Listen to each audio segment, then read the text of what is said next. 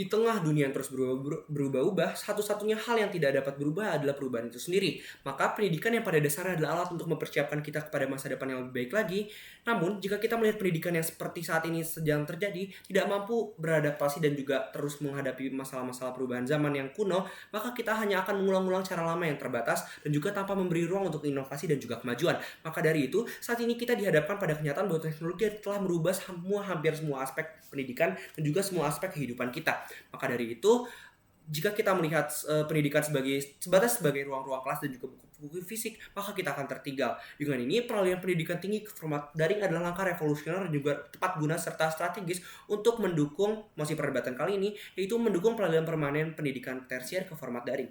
Maka dari itu, izinkan saya untuk mendefinisikan dan juga mengkontekstualisasikan perdebatan pada hari ini, yaitu mari kita mulai dengan pendidikan tersier. Pendidikan tersier merupakan pendidikan tingkat tinggi, perguruan tinggi, dan juga universitas negeri atau juga universitas secara umum, yaitu di mana kita dapat mengakses pendidikan secara lebih baik lagi. Yang kedua adalah pendidikan daring, yaitu pendidikan yang memanfaatkan untuk platform-platform digital lewat gadget dan juga sebagainya. Maka dari itu, pendidikan daring yang awalnya dianggap hanya sebagai solusi sementara, maka akan dianggap sebagai solusi yang lebih tepat guna dan juga revolusional ke depannya. Dan beranjak dari definisi tersebut, izinkan saya untuk melatar belakangi argumentasi pada hari ini. Selama pandemi, pendidikan yang efektif dan juga tepat guna untuk saat itu adalah dengan melangsungkan kegiatan pembelajaran secara digital dan juga online. Di saat dunia yang sedang terus guncang oleh COVID-19, kita harus melanjutkan pendidikan untuk tetap berjalan. Itu banyak sekali pemikiran-pemikiran yang skeptis terhadap pendidikan daring pada awalnya, namun pada akhirnya dapat membuktikan bahwa pendidikan daring dan juga pemanfaatan teknologi pada pendidikan merupakan hal yang baik dan juga tepat guna. Dan juga realitanya, jika kita melihat kondisi seperti saat ini, banyak sekali yang sudah mulai untuk tidak meyakini pendidikan daring lagi. Namun jika kita melihatnya, kualitas pendidikan daring dan juga pendidikan konvensional tidak jauh berbeda dan juga malah lebih baik pendidikan daring. Maka dari itu, kita dapat mengakses dosen-dosen yang bagus dari kampus-kampus di seluruh dunia. Kita dapat mengakses pendidikan dan juga materi-materi dari seluruh dunia dengan sistem pembelajaran yang lebih maju ke depannya. Dan dari hal tersebut, beranjak dari latar belakang tersebut, izinkan saya untuk menjelaskan urgensi dukungan kami yang bukanlah tanpa alasan, melainkan dilatar belakangi oleh 3 hal. Yaitu yang pertama, cara kita interaksi sejatinya sudah berubah dari awal.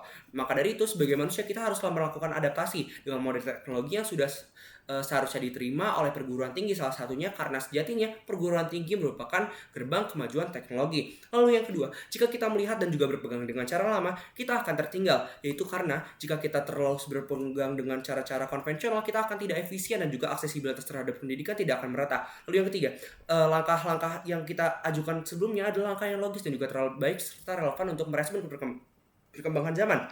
Maka ada 2 alasan kuat mengapa proposal ini bukan hanya solusi, tetapi juga alasan yang cerdas untuk mendukung proposal ini. Yaitu yang pertama, pendidikan haruslah mudah diakses dengan menghilangkan batasan-batasan fisik dan juga waktu. Yaitu kita tidak perlu lagi membayar uang kos, uang gedung, dan juga mengakses kampus-kampus dengan cara ongkos dan juga biaya transportasi yang tidak murah. Maka dari itu kita bisa menguranginya dengan cara merubah pendidikan secara daring. Lalu yang kedua, orang-orang di 3T tidak bisa mendapatkan akses pendidikan yang setara dengan orang-orang di kota, seperti dosennya, materinya yang dapat disamaratakan dari seluruh penjuru negara ataupun dunia, di mana kita dapat mengakses pendidikan secara merata dan juga lebih inklusif, dan yang pada akhirnya akan mendapatkan dampak sosial yang lebih merata dan juga inklusif ke depannya. Lalu yang kedua, integrasi teknologi ke pendidikan. Itu yang pertama, materi dapat diakses di mana saja, di mana kita dapat menyesuaikan kondisi mahasiswa. Apakah mahasiswa itu tersebut membutuhkan materi seperti apa dan juga dispesifikasikannya seperti apa.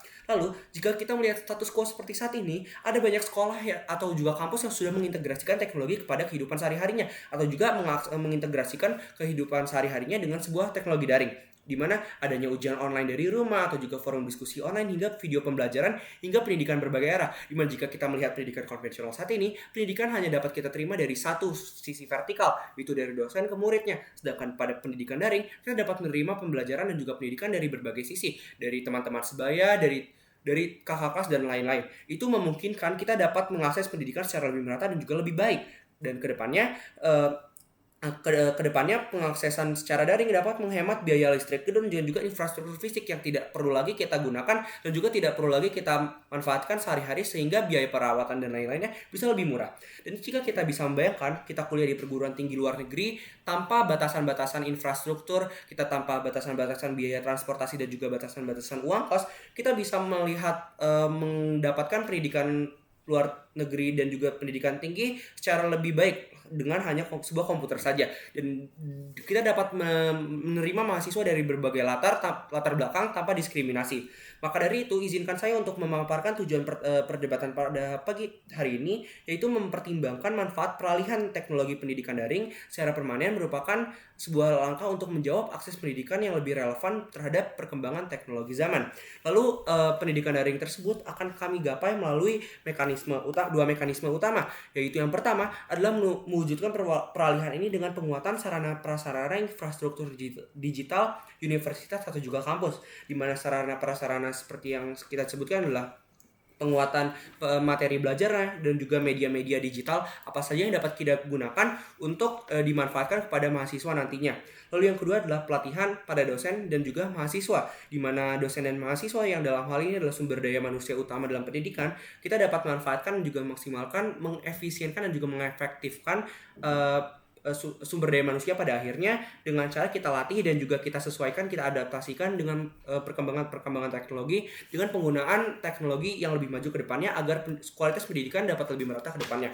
Lalu izinkan saya untuk menanggapi kemungkinan kualitas pendidikan yang dikatakan tidak akan merata dan juga akan terdapat ketimpangan antara pendidikan daring dan juga pendidikan konvensional, di mana pada akhirnya pendidikan daring akan terus berkembang dan juga berinovasi karena tidak ada batasan-batasan fisik dan juga tidak ada batasan-batasan waktu, di mana semua orang dapat memperbaiki dan juga